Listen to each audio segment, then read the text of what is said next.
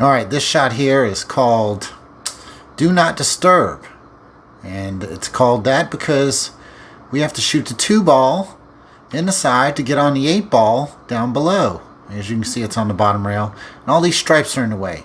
Now, if we shoot this ball and make it with draw, we're going to run into these balls. That's trouble. Shoot it with middle. We're going to run into these balls. That's trouble. Shoot it with top. We're going to run into these balls. That's trouble. The only way we're going to accomplish this without disturbing those balls and getting hooked behind them is to hop over this line, this wall of balls, come down here and catch the rail, and if I'm using the proper English, we'll get straight in on this ball.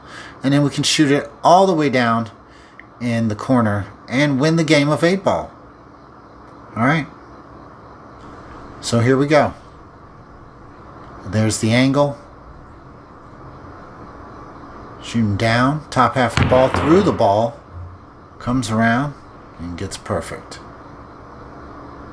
Now this shot, it's not that difficult. I'd say a beginner with a day's worth of practice could execute this shot and be happy with the results. Obviously you can toy with this shot a little bit. You can try different things, different Englishes, top rights, top lefts, middles, anything you want to do. Just remember, follow through the ball. Boom. There's the masse after it lands, comes back over. Let's look at that again.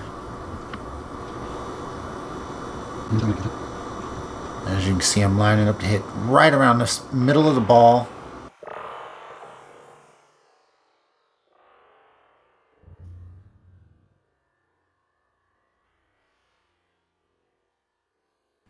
As you can see here, aiming right there.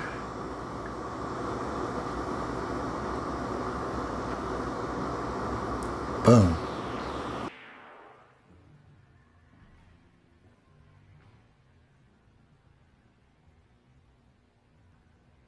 And right here, just shooting down through the ball. Here's another example. Little bottom left. Little swerve action right there. Catches the rail, springs back to the left. That English really catches once you get to the rail. It's going to finish off nicely in perfect position for the 8 ball all the way up the rail. Now there's many ways you can use this shot. You know, I've used this shot a few times in competition, and this is kind of an example of one of the ways I've used this shot. And we're using the 2 ball as an example again, and you see my other solids are down here wrapped up with the 8 ball.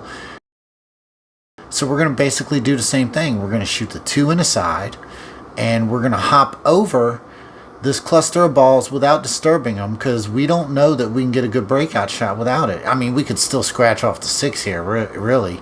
You don't know what's going to happen unless you play with this shot.